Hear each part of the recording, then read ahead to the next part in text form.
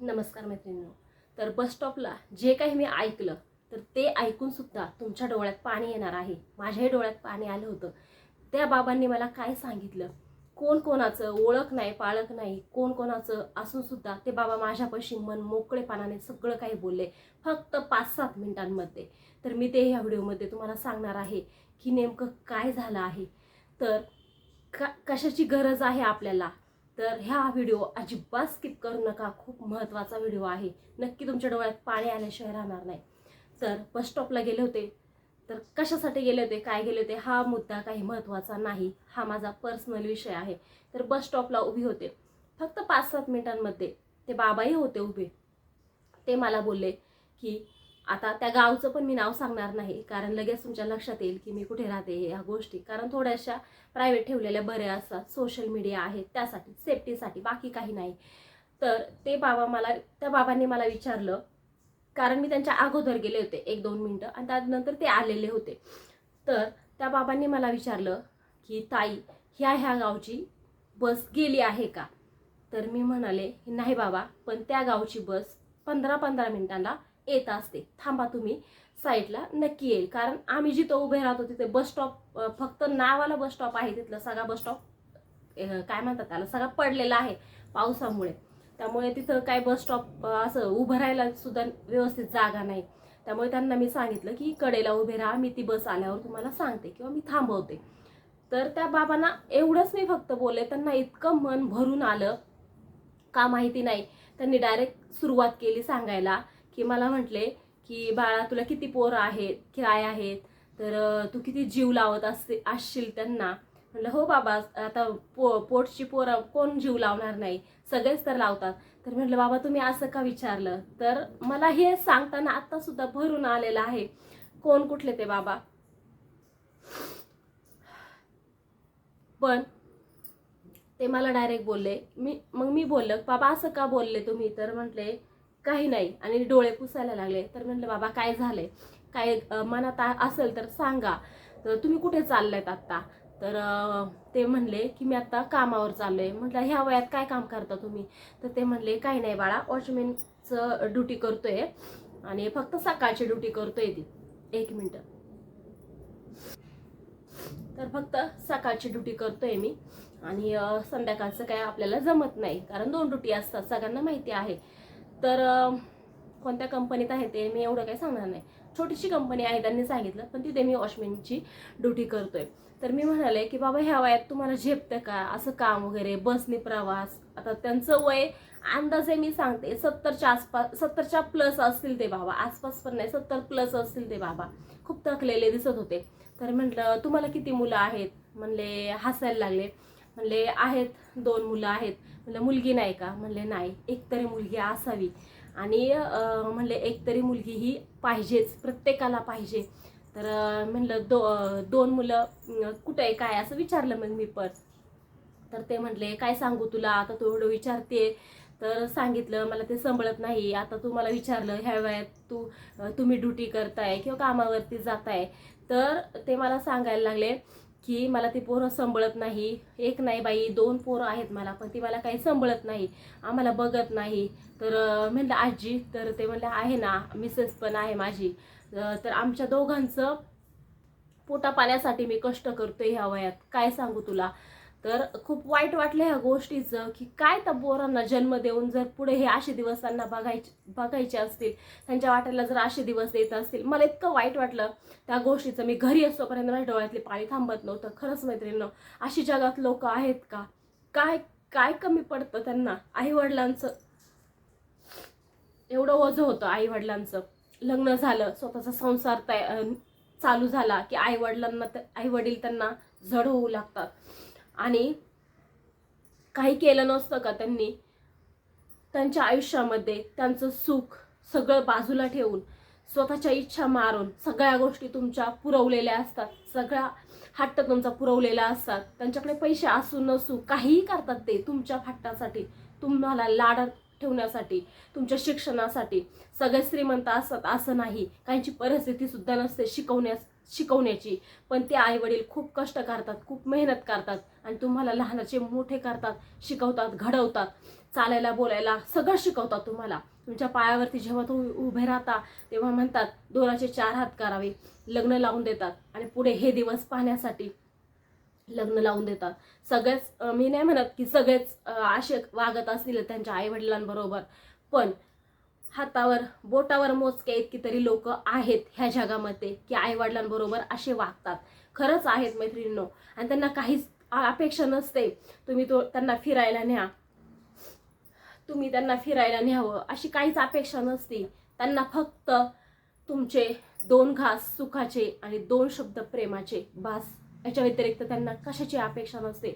दिवसभर जॉब करत असाल, संध्याकाळी 5 मिनिटं फक्त वेळ काढा तुमच्या आईवडिलांशी बोलण्यासाठी की दिवसभर काय केलं, जेवलात का, काय दुखतंय का, काय हवं आहे का. 5 मिनिटं खूप झाले हे 5 मिनिटं. ते 5 मिनिटं फक्त तुम्ही जे बोलणार ना प्रेमाने, ते 2 वर्ष जे जगणार आहेत ना त्याचे 4 वर्ष जगतील.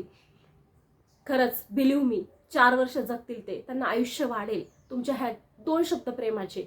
आणि तुम्ही जरी अशी वागणूक जर त्यांना दिली किंवा एक घरात जरी सांभाळून दुर्लक्ष केलं किंवा काही गोष्टी नाही त्यांच्या बघितलं, तुम्ही फक्त जगतायत खातात पितात, काही विचारपूस केली नाही, तर जे 4 वर्ष जगायचेत ना फक्त 2 वर्ष जगतील ते. तिळ तिळ मरत असतात ते, परमेश्वराकडे हात जोडून मरण मागत असतात अक्षरशः. अशी लोक आहेत ह्या जगामध्ये. तर आई वडिलांच्या डोळ्यात पाणी आणून जगणारा कधीच श्रीमंत होत नाही, कधीच सुखी राहत नाही. त्यामुळे विठ्ठलाची वारी करण्यापेक्षा घरात विठ्ठल रुक्मिणी आहे त्यांचे आशीर्वाद घ्या. लाख मोलाचे असतील. ज्याला आई वडील नाही ना त्यांना विचारा आई वडिलांची किंमत काय असते. पायवारीला जाण्यापेक्षा नाही जमत घरात सेवा करा आई वडिलांची. त्याच्यासारखं पुण्य कुठंच या जगात मिळणार नाही. आणि आई वडिलांचा आशीर्वाद इतका लाख मोलाचा असतो, खूप महत्वाचा असतो आई वडिलांचा आशीर्वाद खरंच. म्हणून सांगायचा उद्देश हा आहे की प्रत्येकाला आई वडिलांची सेवा करायची आहे. आणि तुम्ही आत्ताच्या ह्या सिच्युएशनला म्हणजे आत्ता तुम्ही कमवते आहात, तुमच्या मुलांची खूप लाड करता, सगळ्या गोष्टी त्यांच्या हातात आणून देता, खूप कोडात तुम्ही तुमच्या मुलांना वाढवत असता. पुढे तुम्हाला ते सांभाळणार आहेत का हो? हा कधी मनाला प्रश्न विचारलायत का? तुमची मुलं तुम्हाला पुढे सांभाळणार आहेत का? आताची जनरेशन तर खूप वेगळी आहे.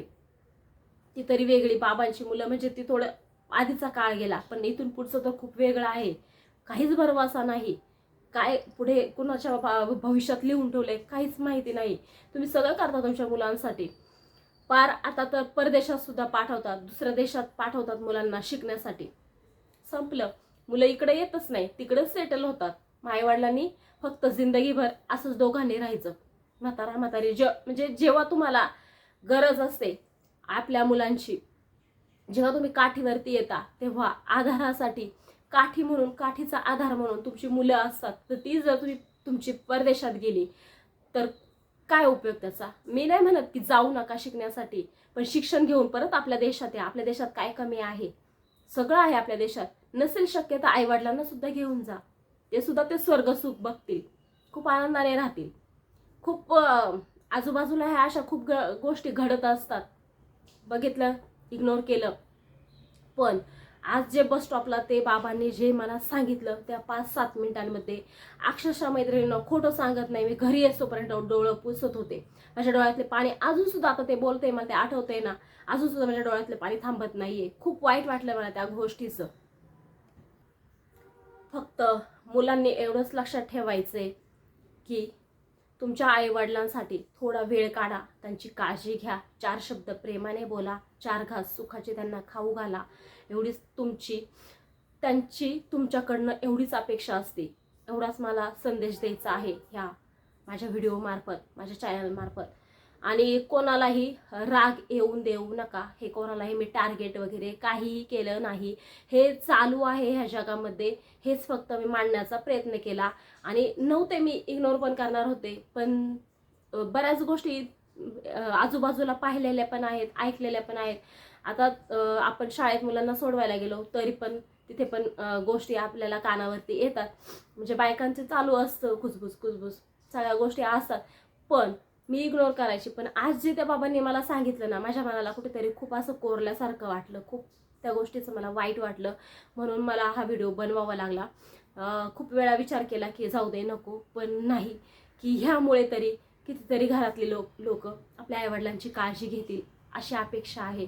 आणि अजून एक सांगायचं आहे, तुमच्या मुलांचा जास्त अति लाड करू नका. मी म्हणत नाही की लाडच करू नका, लाड करा, पण अति लाड करू नका. कारण पुढे जाऊन त्यांनी पण आपल्याला जीव लावला पाहिजे. त्यांना थोडीशी झळ लागू द्या, म्हणजे थोडं कष्टाची सवय लागू द्या. थोडं आपण आपलं कष्ट काय केलं आहे आपल्या लाईफमध्ये हे त्यांना सांगा. अधूनमधून त्यांच्या कानावर त्या गोष्टी पडल्या पाहिजे की खरंच बाबा आपल्या आईवडिलांनी आपल्यासाठी खूप काही मेहनत केलेली आहे आजपर्यंत आपल्या शिक्षणासाठी, हे त्यांना जरा कळू द्या. फक्त आपल्याकडे पैसे आहेत म्हणून आहेत. आता बघा 10वी नाही झाली तर लोक गाड्या घेऊन देतात मुलांना, त्यांना धड गाड्या पण नीट चालवता येत नाही. काही प्रॉब्लेम झाला तर हे आपल्यालाच निस्तरायचं आहे. हा अतिलाड आहे. ह्या अशा गोष्टींना बळी पडू नका. आणि मुलांना शिक्षणच्या व्यतिरिक्त काही चांगले अनुभव सुद्धा आपण दिले पाहिजे, चांगले संस्कार दिले पाहिजे. जास्त शिकून आभाळाला टेकण्यापेक्षा चांगला नागरिक, सुशिक्षित नागरिक आणि संस्कारिक नागरिक हा आपल्याला आपला मुलगा तयार करायचा आहे.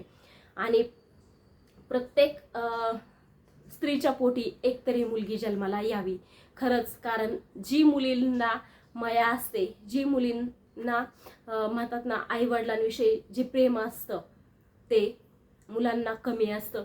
आणि एक गोष्ट सांगायची आहे, प्रत्येक घरांमध्ये ज्या सुना असतात, मग जरी मुलांनी जीव नाही लावला तर सुनांनी जीव लावला पाहिजे. तुमच्या आईवडिलांना तुम्ही असंच करता का? नाही ना. मग तुमच्या आईवडिलांसारखेच ते पण तुमचे आईवडीलच आहेत. नवऱ्याचे काय आणि तुमचे काय असा भेदभाव न करता सगळ्यांना सुखी ठेवा, आनंदी ठेवा. काय माहिती कधी कधी असं पण आयुष्यात आपल्या येतं की उद्याचा दिवस पण आपण पाहतो का नाही. जे काही बँक बॅलन्स आपण जो सांभाळून ठेवत असतो भविष्यासाठी, तोपर्यंत तिथपर्यंत जरी जगतोय का नाही. कारण आजकाल कोणाचाही काहीही भरवसा राहिलेला नाही. त्यामुळे जे परमेश्वराने जीवन दिलेलं आहे ते आनंदाने जगा, आपल्या आईवडिलांनाही आनंदात ठेवा, हीच तुमच्याकडे कळकळीची विनंती आहे. तर माहिती आवडली असेल तर चॅनलला सबस्क्राईब नक्की करा, लाईक करा, जास्तीत जास्त शेअर करा. धन्यवाद.